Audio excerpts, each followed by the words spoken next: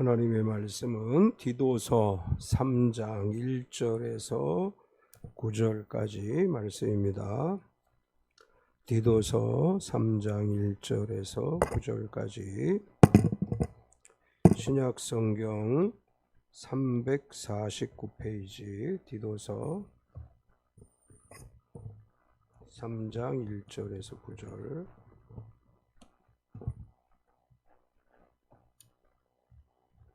우리 찾으셨으면 천천히 한 목소리로 합독하겠습니다.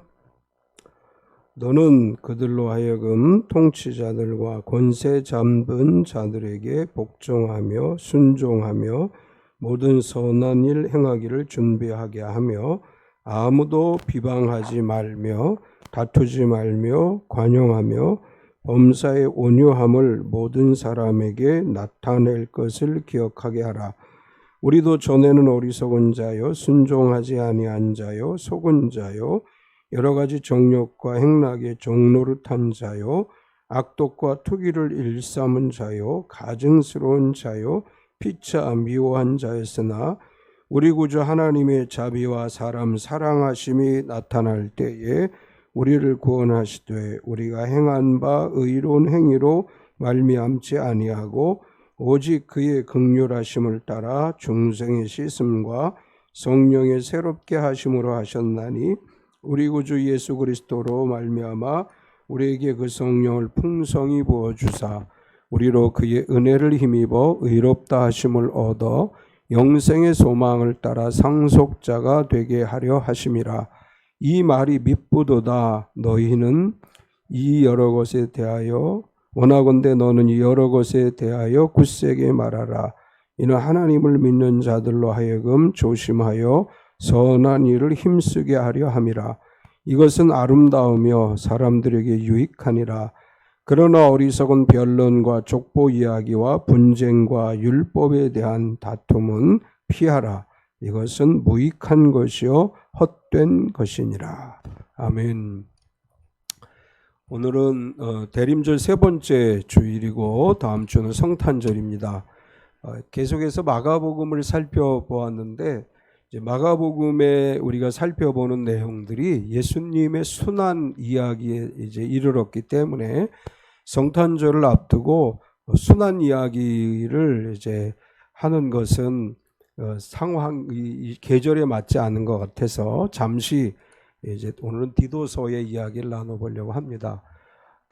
이제 교회마다 좀 특징이 있긴 한데 보통 대림절이 시작되면 이 십자가를 떼는 교회들이 있었어요. 십자가는 고난의 상징이기 때문에 성탄절을 맞이해서는 성탄을 준비하면서는 고난의 십자가를 떼고 그리스도의 오심을 기다리는 성탄의 절기를 보내는 이제 그런 전통이 있는 교회들이 있었습니다. 오늘 성탄을 앞두고 바울 사도께서 디도에게 보낸 편지의 결론에 해당하는 부분인데 바울은 이렇게 이야기하고 있어요. 우리는 죄인이었었는데 하나님께서 우리를 위해 독생자 예수 그리스도를 보내주셨다. 이 땅에 오신 예수 그리스도의 그 은혜를 뭐라고 표현했느냐 하면 하나님의 자비와 사람 사랑하심이라고 표현을 했습니다. 그리스도께서 이 땅에 오신 것은 우리를 향한 하나님의 자비와 우리를 사랑하시는 하나님의 사랑이 그리스도를 통해서 우리에게 나타난 것이다. 이렇게 이야기하면서 우리가 그 사랑을 입은 성도로서 어떻게 살아가야 되는지, 거룩한 성도로서 성탄을 어떻게 준비해야 되고 성탄절을 맞이해서 어떻게 살아야 되는지를 우리에게 말씀해 주고 있습니다.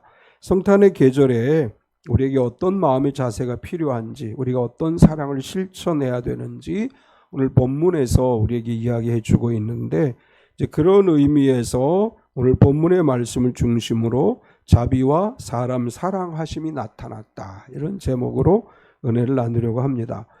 오늘 하나님의 자비와 사랑하심이 우리에게 나타났다. 이렇게 바울이 이야기하면서 우리가 그 사랑을 입은 성도로서 어떻게 살아가야 되는지를 이렇게 이야기하고 있어요. 첫 번째로 온유함으로 나타내자. 교회 밖에 있는 사람들이 교회를 볼 때 열심히 신앙생활을 하는 사람을 볼 때 어떻게 느낄까요? 아마도 불신자들이 바라보는 그리스도인들은 매우 강한 사람들처럼 느껴질 것입니다.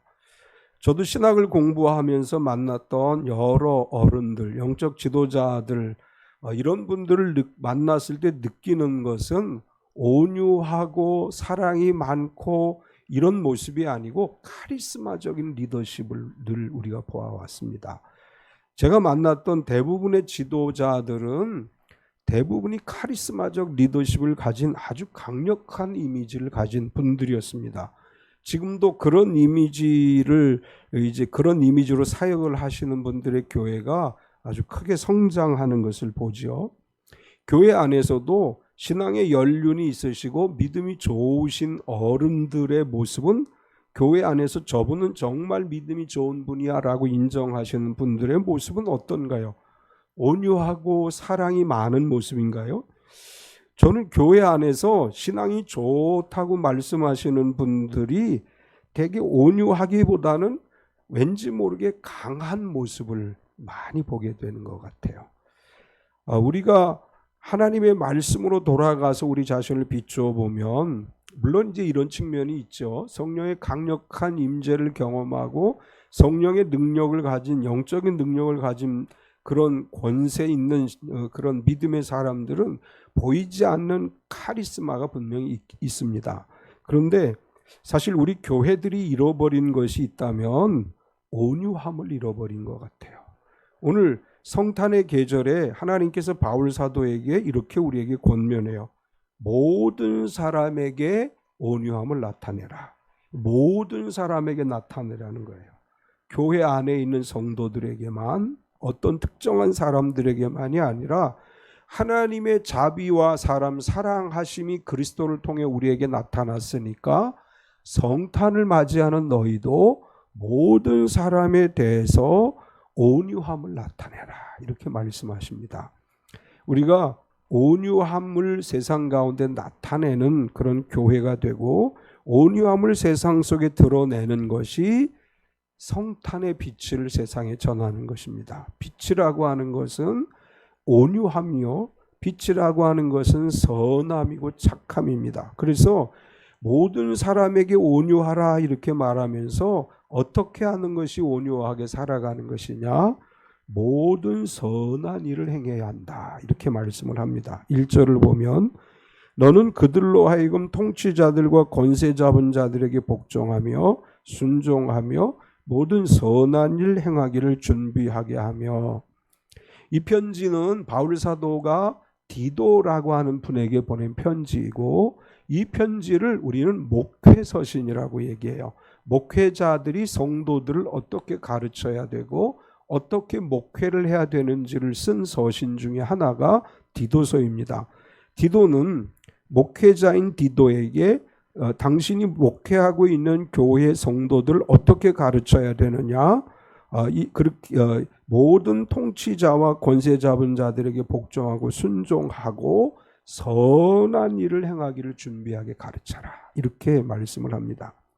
성경을 어떻게 해석하느냐에 따라 바라보는 시각이 다른데 성경을 순수하게 이해하고 믿는 사람들은 정부나 권력에 대항해서 싸우지 않습니다. 정부의 방침을 따르고 순종하는 것이 성경적 이해라고 생각을 합니다. 저의 신앙은, 그리고 신학은 보수적인 신앙이에요.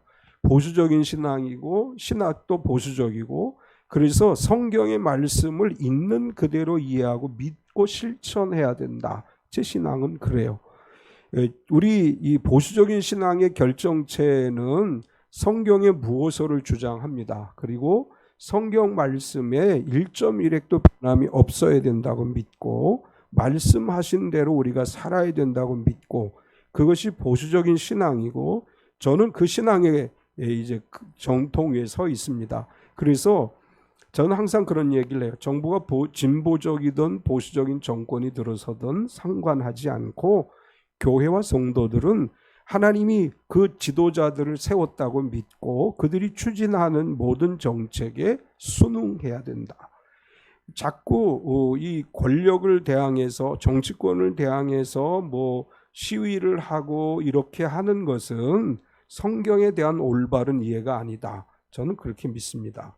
그래서 뭐 광화문에 나가서 태극기 흔들고 노래 찬송 부르고 집회하는 거 저는 성경적이라고 생각하지 않아요. 성경은 권세자들은 하나님이 세웠다고 말씀하고 하나님께서 주신 것이기에 교회는 거기에 복종해야 된다. 우리 교단의 헌법 앞에 우리가 믿는 것이라는 신앙 고백 속에도 그렇게 기록을 했습니다. 정부의 정책을 정부가 추진하는 정책에 따라가고 정부에 대항하지 않는다. 그런 항목이 우리 교단의 교리 신조 안에 들어가 있습니다. 우리가 싸워야 될 대상은 정치나 권력이 아니에요. 우리가 싸워야 될 대상은 어둠의 권세 잡은 자들이에요. 우리 이걸 잘 이해해야 되는데 좀 안타까워요. 지금 우리나라 기독교 안에서 막 이렇게 정치적인 그런 움직임을 강하게 하는 분들을 볼 때 성경에 대한 올바른 이해가 아니다. 저는 그렇게 생각합니다. 성경 어디에도 권력에 대해서 정치에 대해서 대항하고 투쟁하라고 말씀하지 않아요. 오히려 에베소 6장 12절에 보면 이렇게 말씀을 해요. 우리의 씨름은 혈과 육을 상대하는 것이 아니요 통치자들과 권세들과 이 어둠의 세상 주관자들과 하늘에 있는 악의 영들을 상대함이라. 여기서 이 구절을 잘못 이해하기 때문에 통치자들과 권세자들과 싸워야 된다 이렇게 생각하는데 사실은 이 말의 원어적 의미는 뭐냐 하면 눈에는 보이지 않는 세상의 악한 지배자들과 강력한 존재와 이 세상을 지배하는 어둠의 왕들과 영적 세계에 있는 무수한 악령들과 싸우라. 그런 뜻이에요. 그러니까 여기서 말하고 있는 통치자와 권세들이라고 하는 것은 영적인 악한 세력들을 얘기하는 것입니다. 이 땅에 있는 어떤 통치자들과 권력자들에게 맞서서 싸우라 이런 의미가 아니고 악한 영들과 대적하여 싸우라. 이것이 성경의 근본 정신이에요. 오래전에 그 캐토릭의 수녀 중에 이제 한국의 개신교의 오순절 운동을 논문으로 쓰신 분이 있어요. 로마 그 교황청 로마 무슨 대학에서 박사학위 과정을 쓰면서 이제 한국에서 일어나고 있는 오순절 운동에 대한 그런 논문을 쓰면서 저에게 찾아와서 이제 질문을 했어요. 대한예수교 복음교회 폴스키아 처치는 어떤 신학적인 견해를 가지고 있느냐? 제가 그분에게 이렇게 얘기했어요. 우리는 근본주의입니다. 이 근본주의라고 하는 건 뭐냐 하면 성경을 그대로 믿는다. 이게 근본주의예요. 그러니까 성경을 우리가 우리 마음대로 막 해석하고 하는 게 아니고 성경의 말씀을 그대로 믿는 이제 그게 근본주의라고 하는데 제가 그 수녀에게 그렇게 대답을 했어요. 우리는 근본주의입니다. 저는 근본주의적인 신학을 가지고 있어요. 그러니까 성경을 내 마음대로 해석하지 않고 성경이 말씀하고 있는 대로 해석하고 성경이 말씀하고 있는 대로 삶에 적용해야 된다. 이렇게 믿습니다. 따라서 바울 사도를 통해서 하나님이 주신 이 말을 그대로 우리의 삶에 적용하면 세상의 통치자들과 대항하지 말고 오히려 모든 선한 일을 하라. 모든 선한 일이라고 하는 것은 착한 일을 얘기해요. 우리가 해야 될 일은 착한 일을 하는 거예요. 성탄을 준비하면서 그리고 2023년을 준비하면서 어떻게 하면 착한 일을 할 수 있고 어떻게 하면 선한 일을 할 수 있고 어떻게 하면 세상을 향해서 하나님의 사랑을 전할 수 있을지 우리가 그것을 생각해야 됩니다. 우리끼리 모여서 즐거움 갖는 것보다 더 중요한 것은 세상을 향해서 선함을 드러내는 것이고 세상을 향해서 그리스도의 사랑과 자비를 베푸는 것, 이게 성탄에 우리가 해야 될 일이고, 그리고 바울은 계속해서 이렇게 이야기해요. 범사의 온유함을 모든 사람에게 나타내라. 2절을 보면 아무도 비방하지 말며 다투지 말며 관용하며 범사의 온유함을 모든 사람에게 나타낼 것을 기억하게 하라. 다투지 말고 비방하지 말라. 이 구절을 현대어 성경으로 보면 남을 헐뜯거나 싸움을 하지 말고 올곧은 자세로 모든 사람에게 예의 바르게 대하도록 가르치시오. 공동 번역은 그리고 누구를 헐뜯거나 싸움질을 하지 말고 온순한 사람이 되어서 모든 사람을 언제나 온유하게 대하도록 가르치시오. 바울이 디도에게 말한 거예요. 그리고 오늘 그리스도인들에게 말해요. 여러분, 남을 비방하지 마세요. 헐뜯지 마세요. 또 모든 사람들에게 싸움을 걸지 말고 항상 다 관용하는 마음, 넓게 이해하는 마음을 가지고 모든 사람들에게 온유한 마음으로 대하세요. 이렇게 권면을 해요. 근데 교회가 싸움질을 참 잘하죠. 교회들이 잘 싸워요. 모여서 많이 싸워요.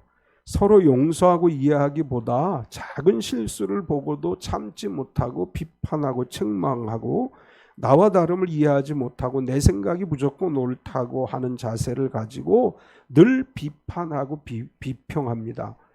잘못하는 것이 보여도 자비와 사랑의 마음으로 용서합시다. 아멘이 안 나와요. 용서하고 싶은 마음 없으세요? 잘못하는 거 봐도 용서하세요. 아이들이 잘못해도 용서해 주세요. 또 가족이 잘못해도 용서해 주세요. 성경이 그렇게 말씀했어요. 성도들 중에 좀 잘못하는 것 같아도 너그러운 마음으로, 넓은 마음으로 용서해 주세요. 그 작은 것까지 일일이 다 지적하고 다 그것에 대해서 비판하고 그거는 자비와 사람 사랑하신 하나님 마음에 맞지 않는 거죠. 이제 목사님들이 이런 걸 잘 못해요. 이제 페이스북에 목사님들 보면 늘 싸움을 거는 목사님이 있어요. 그냥 아주 작은 거, 그게 뭐 큰 것도 아니야. 별거 아닌데 자꾸 신학적인 논쟁을 일으키시는 분들이 있어요. 그런 걸 보면 하나님 얼마나 답답해 하실까 그런 생각을 해봐요. 온유한 마음을 가집시다. 마음에 안 들어도 용서하시고 사랑하시고 그렇게 하는 것이 그리스도의 마음이에요. 또 바울 사도는 왜 우리가 그런 마음과 자세가 필요한지를 이렇게 얘기해요. 우리도 전에는 똑같았기 때문이다. 너 남 보고 막 야 너 왜 그렇게 살아? 라고 비판하지. 바울이 이렇게 얘기해요. 너도 똑같았어. 너도 옛날에 똑같았어. 3절을 보면 우리도 전에는 어리석은 자에 순종하지 아니한 자에 속은 자에 우리 여러 가지 정욕과 행락의 종로로 탄 자요 악독과 투기를 일삼은 자요 가증스러운 자에 피차 미워한 자였으나 앞에서 모든 선한 일을 하기 힘쓰고 모든 사람에게 범사의 온유함을 나타내라 이렇게 말하면서 왜냐하면 너도 예수님 만나기 전에 똑같았어. 네가 비판하는 그 사람하고 너 똑같았어. 그런데 이제는 네가 예수 믿는다고 해서 그 사람을 비판하는 건 과거의 너를 보지 못하는 거야. 너도 옛날엔 똑같았어. 아이들을 대할 때 제가 가끔 그런 얘기해요. 아이들이 뭐 공부를 잘 하지 못하고 어쩌고 그러면 학교 다닐 때 성적표 한번 갖고 와봐라. 웃는 소리로 그런 얘기해요. 아이들의 모습을 보면서 나는 옛날에 안 그랬는데 라고 생각하시는 분들이 많은데 사실은 옛날에 다 비슷했어요. 아이들 모습이나 우리의 모습이 비슷해요. 교회 안에서도 믿음이 없는 사람들 옛날에 내가 처음 교회 다닐 때 그랬어요. 또 교회 밖에 믿지 않는 사람들이 잘못하는 거 보고 그 사람들 향해서 비판하기보다 나도 예수님 믿기 전에 그런 모습이었어. 바울은 이렇게 얘기하는 거야. 우리가 그런 모습이었기 때문에 지금은 어떻게 해야 되느냐? 너그러운 마음으로 온유한 마음으로 모두를 용서하고 관용하고 사랑으로 대하라 이렇게 말씀하십니다. 일주일 성탄절 남았는데 일주일 동안 우리 화내지 않기 운동합시다. 막 화를 내고 성질 부리고 이런 거 하지 말아 봅시다. 한번 참아보는 거예요. 화가 나는 일이 있어도 참아보고 성질이 나는 일이 있어도 참아보고 막 너 왜 이래? 라고 얘기하고 싶은 사람들 길거리에 많죠. 오늘 새벽에 새벽 기도를 오는데 도로 한가운데를 어떤 사람이 까만 옷을 입고 핸드폰을 들고 이렇게 다녀요. 도로 한복판으로. 우리 이렇게 이제 이렇게 좌회전하려고 서 있는데 뭐 차가 오거나 말거나 막 이러고 와요. 그런 사람 봐도 우리가 참을 수 있어야 돼요. 저거 봐라 이렇게 하지 말고 우리 일주일 동안 한번 시험해 봅시다. 정말 내가 참을 수 있는가? 정말 내가 용서할 수 있는가? 예. 다 하나님이 보고 계세요. 예. 항상 우리 이렇게 생각하면 돼요. 내가 하나님 앞에 서면 하나님이 나를 보고 뭐라고 하실까? 너 왜 그따구로 살았어? 이렇게 얘기하실 거야. 우리가 남을 비판하기 전에 나를 보라는 거예요. 오늘 성탄절을 맞이하면서 바울 사도가 다시 우리에게 얘기하여 자비와 사람 사랑하심을 나타내셨다. 자비라고 하는 건 불쌍히 여기는 마음이에요. 누구나 불쌍히 여기는 마음. 그래서 우리에게 이런 마음을 가지고 살아라. 그러면서 두 번째로 자비와 사람 사랑하심이 나타났다. 디도에게 모든 그리스도인들을 가르칠 때 범사의 모든 사람에게 온유함을 나타내라고 권면하라. 그러면서 왜 우리가 그렇게 살아야 되느냐? 하나님의 사랑이 우리에게 나타났기 때문이다. 자비와 사람 사랑하심이 어떤 것인지를 설명하면서 이렇게 설명을 해요. 우리의 행위로 구원받은 것이 아니다. 4절과 5절에 보면 우리 구주 하나님의 자비와 사람 사랑하심이 나타날 때 우리를 구원하실 때 우리가 행한 바 의로운 행위로 말미암지 아니하고 오직 그의 긍휼하심을 따라 중생의 씻음과 성령의 새롭게 하심으로 하셨나니. 이게 무슨 얘기냐 하면 이제 이렇게 얘기하는 거예요. 자, 너 자신 한번 잘 생각해봐. 하나님이 널 왜 구원해 주셨다고 생각하니? 내가 정말 착한 일을 많이 하고 선한 일을 많이 하고 그래서 너를 구원했다고 생각하니? 아니야. 이렇게 말씀하시는 거예요. 내가 선하게 살고 착한 일을 많이 해서 너를 구원하신 것이 아니고 하나님께서 자비와 사랑으로 너의 행위가 의롭지 않음에도 불구하고 너를 구원해 준 것이야. 이렇게 말씀하는 거예요. 우리가 구원받은 성도가 되고 저는 목사이고 또 우리 장로님, 권사님, 집사님들 다 있는데 우리가 이런 직분을 받은 것은 내가 그만큼 선하기 때문에 내가 그만큼 의롭기 때문에 하나님이 그래 너는 아주 의로우니까 목사해. 너는 의로우니까 장로해. 너는 의로우니까 권사해. 이렇게 해서 세워주신 게 아니라는 거예요. 우리가 그럴 자격이 없음에도 불구하고 하나님의 은혜로 구원해 주셨고 하나님의 은혜로 직분자가 되게 하셨어요. 이게 뭐냐? 자비와 사랑하심이에요. 우리가 그렇게 될 만한 자격이 없는데도 하나님은 우리에게 그런 은혜를 주셨다. 그러니까 너희는 어떻게 해야 되느냐? 너희도 같은 마음을 가지라는 거예요. 그리고 여기 중생의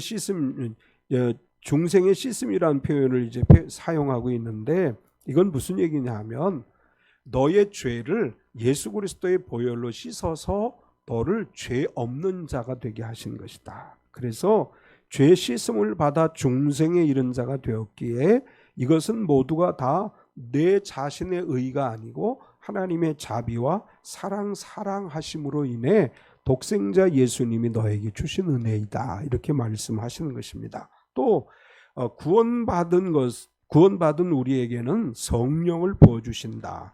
5절과 6절을 보면 우리를 구원하시되 우리가 행한 바 의로운 행위로 말미암지 아니하고 오직 그의 긍휼하심을 따라 중생의 씻음과 성령의 의롭게 하심으로 하셨나니 우리 구주 예수 그리스도로 말미암아 우리에게 그 성령을 풍성히 부어주사 하나님의 자비와 사랑하심으로 죄사함을 받았어요. 또 하나님의 하나님의 자비와 사랑하심으로 우리에게 성령을 주셨습니다. 우리가 예수님을 믿을 때 성령이 우리를 도우신 거예요. 성령께서 우리가 예수님을 믿게 하셨어요. 그리고 예수님을 구세주로 고백한 성도들에게 성령을 부어주셨습니다. 우리가 성령 충만한 그리스도인이 됐어요. 무엇으로? 하나님의 자비와 사랑하심의 은혜예요. 우리에게 성령이 있다는 것은 하나님의 은혜입니다. 또 하나님께서 그 은혜로 영생의 소망을 따라 상속자가 되게 하셨습니다. 7절을 보면 우리로 그의 은혜를 힘입어 의롭다 하심을 얻어 영생의 소망을 따라 상속자가 되게 하려 하심이라. 하나님께서는 우리를 구원해 주셨을 뿐 아니라 성령을 주셨고 하나님의 자녀가 돼서 하나님의 상속자가 되게 하셨어요.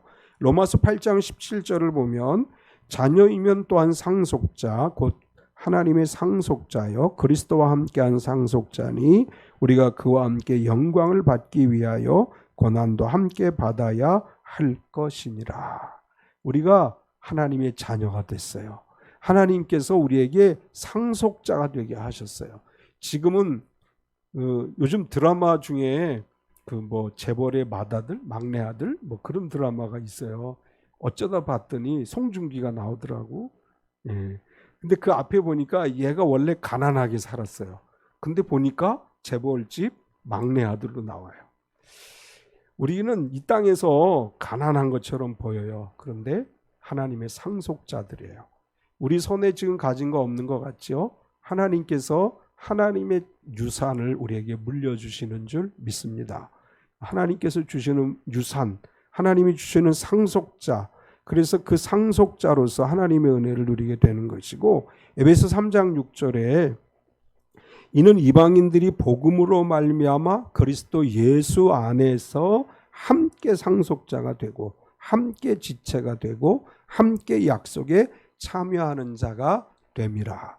원래는 이방인이었어요. 우리 예수 안 믿는 사람들이었죠. 그런데 예수 안에서 복음으로 말미암아 상속자가 됐습니다. 하나님의 상속자임을 우리가 감사하며 항상 마음이 부요한 삶을 살아가세요. 마음으로 가난한 사람, 가진 거는 되게 많은데 마음이 가난한 사람이 있어요. 너무나 마음이 가난해서 가진 건 많음에도 불구하고 늘 가난한 것처럼 살아가는 사람이 있는데, 우리는 가진 것이 없어도 부요한 사람들이에요. 하나님의 자녀입니다. 하나님의 상속자입니다. 제가 부요의식이라고 얘기하는데, 부요의식을 가집시다. 나는 부자예요. 나는 하나님의 상속자예요. 이런 믿음을 가지고 성탄의 계절을 살아가는 저와 여러분 되시기 바랍니다. 마지막 세 번째로 아름답고 유익한 것을 지키라. 하나님의 자비와 사람 사랑하심으로 우리가 구원을 받았고 성령 충만을 받았고 상속자가 됐으니 이제는 그의 합당한 삶을 살아가라, 이렇게 말씀하시면서 그 합당한 삶을 살아가는 게 뭐냐? 아름답고 유익한 것을 지켜가는 것이다. 아름답고 유익한 것을 지키라고 말하면서 이 여러 것에 대하여 굳세게 말하라. 8절을 보면 이 말이 묻보도다 원하건대 너는 이 여러 것에 대하여 굳세게 말하라. 이는 하나님을 믿는 자들로 하여금 조심하여 선한 일을 힘쓰게 하려 함이라. 이것은 아름다우며 사람들에게 유익하니라.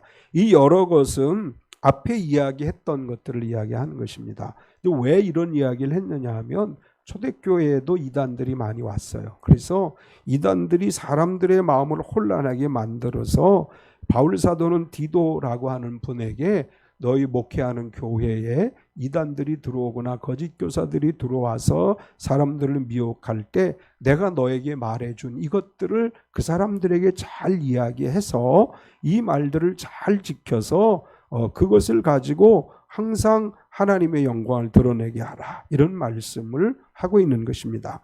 이단의 유혹에 넘어가지 말도록 잘 가르치라고 말한 다음에 성도들은 조심하여 선한 일을 힘써야 한다. 8절을 다시 보면 이 말이 묻보도다 원하건대 너는 이 여러 것에 대하여 굳세게 말하라. 이는 하나님을 믿는 자들로 하여금 조심하여 선한 일을 힘쓰게 하려 함이라. 이것은 아름다우며 사람들에게 유익하니라. 조심하여라고 하는 말은 두 가지 의미가 있는데, 거짓 교사들의 잘못된 가르침에 미혹되는 사람들에게 선을 행함으로 그것을 이기게 하라, 그런 뜻이에요. 이게 무슨 얘기냐 하면 이단들은 이렇게 얘기해요. 우리가 가르치는 교리대로 따르면 당신이 무슨 짓을 해도 천국 갈 수 있다, 이렇게 가르쳤어요, 이단들이. 그러니까 바울은 그게 아니고 말씀을 지켜야 되고 예수님을 믿어야 되고 성도답게 살아야만이 하나님 나라에 이를 수 있는 거다, 이걸 가르치라는 거예요. 그래서 조심하여 모든 선한 일을 하라, 이렇게 말씀하는 것입니다. 잘못된 교리를 따르지 말고 말씀에 입각해서 선을 행하는 삶이 되고, 또한 교회 밖에 있는 불신자들에게 선한 일을 보여주어서 예수님을 믿게 만들어라. 이제 이렇게 말씀한 것입니다. 마지막으로는 무익하고 헛된 것을 버리라. 이렇게 말씀해요. 9절을 보면 그러나 어리석은 변론과 족보 이야기와 분쟁과 율법에 대한 다툼은 피하라. 이것은 무익한 것이 헛된 것이니라. 현대어 성경으로 보면 쓸데없는 족보 이야기나 온당치 않은 논쟁에 말려들지 마시오. 유대인의 율법을 지키는 일을 두고 토론이나 싸움을 하지 마시오. 그런 일은 아무런 가치도 없고 오히려 해를 가져올 뿐입니다. 교회는 어떤 곳이 되어야 되죠? 성령으로 하나 되어야 돼요. 서로를 이해하고 감싸주고 덮어주고, 이상하게도 자꾸 사소한 문제를 가지고 자꾸 싸우려고 하는 마음이 생기면 그건 사탄이 주는 마음이에요. 그 별거 아닌데 그거 가지고 우리가 그런 얘기 하잖아요. 사소한 일에 목숨 건다. 그런 이야기를 하는데, 진리를 왜곡시키는 것이 아니고서는 우리가 싸움이 없어야 돼요. 특별히 바울은 이런 얘기하죠. 족보 이야기로 싸우지 말아라. 예, 우리 족보, 요즘 뭐 족보 얘기 잘 안 하죠. 옛날에는 만나면 꼭 학렬 따지고 족보 따지고 뭐 그러던 시절이 우리에게도 있었는데, 물론 여기서 얘기하는 족보는 그런 족보는 아니지만 이제 그런 별거 아닌 이야기, 또 율법으로 인한 다툼을 피하라. 우리가 율법주의가 아니라 우리는 복음주의예요. 율법을 따라 살아가는 사람들이 아니고 복음을 따라 살아가는 사람들이에요. 그래서 율법을 가지고 오늘날 현대 교회 안에서 서로 다툼을 일으키는 것은 무익한 것이다. 그건 무의미한 짓이다. 그러니까 그런 거 가지고 싸우지 말아라. 작고 사소한 것은 용서하고 나와 다른 것은 인정하고, 우리 이 집집마다 이렇게 이제 음식 문화가 다르죠. 우리 지난번에 팥죽 이야기도 했는데, 저 전라도 쪽의 팥죽은 칼국수예요. 칼국수를 넣는 거예요. 우리 경기도 쪽의 팥죽은 그냥 팥죽이에요.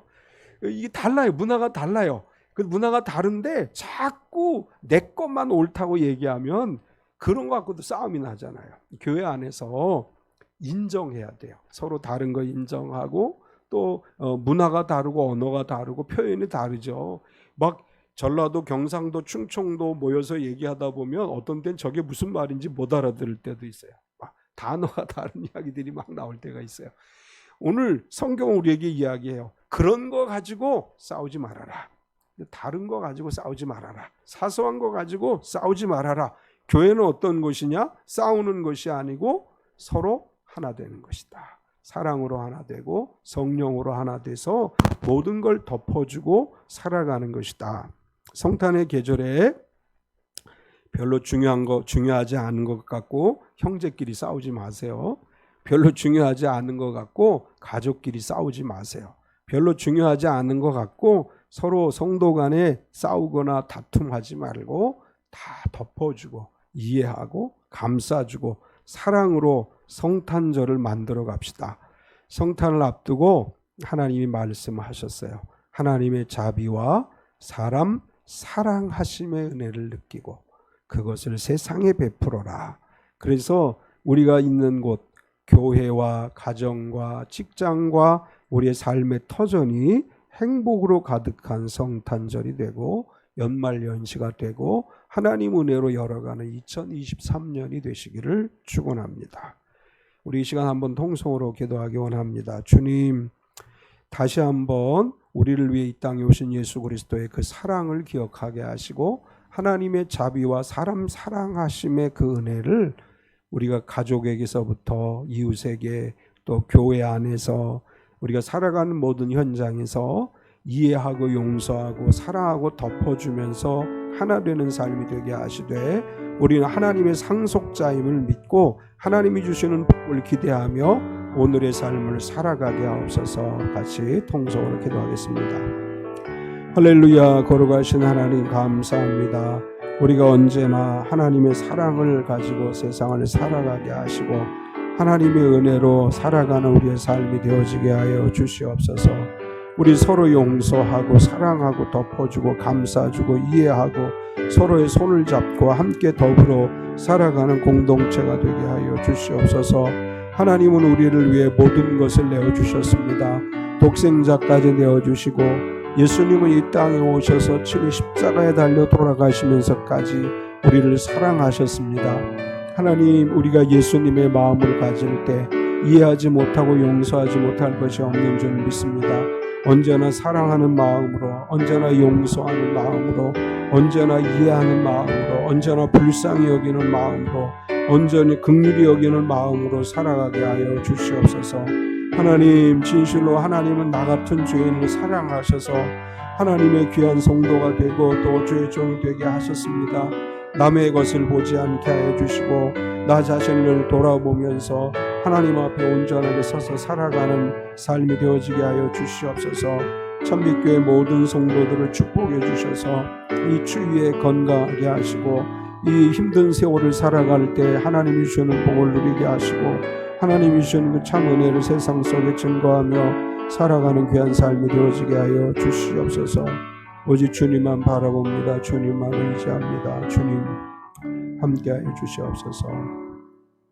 하나님, 우리를 너무나 사랑하셔서 독생자 예수 그리스도를 보내주셔서 이 땅에 인간의 몸을 입고 오신 예수님의 탄생일을 우리가 맞이하게 하심을 감사합니다. 이 성탄의 계절에 하나님의 자비와 사람 사랑하심의 은혜를 잊지 않게 하여 주시옵소서. 우리 참빛 성도들 추워지는 날씨 건강하게 지켜주셔서 감기나 질병에 걸리지 않고 또 계절 질병에 걸리지 않도록 주님 지켜주시옵소서. 또 하나님 마음의 평안을 주시옵소서. 경제적으로 어려운 상황입니다. 국가적으로도 여러 가지 힘든 일들이 있습니다. 살아가는 삶의 현장에 불안과 초조와 염려는 나사렛 예수 이름으로 떠나게 하여 주시고 하나님이 주시는 평안으로 채워지게 하여 주시옵소서. 아무것도 염려하지 않게 하여 주시고 하나님께서 우리에게 좋은 길을 열어주심을 믿고 기도하며 기다리게 하여 주시옵소서. 우리는 상속자임을 믿습니다. 우리의 손이 가진 것 없는 것 같지만 하나님의 상속자요 하나님의 유업을 이어받을 자임을 믿습니다. 하나님, 우리가 부요한 마음을 가지고 살아가게 하여 주시옵소서. 항상 하나님이 주신 은혜로 살게 하여 주시옵소서. 일주일간 우리의 삶을 주님 손에 맡겨드립니다. 주님, 우리를 그 능력의 장중 안에 붙들어 주시옵소서. 예수님의 이름으로 기도드리옵나이다. 아멘.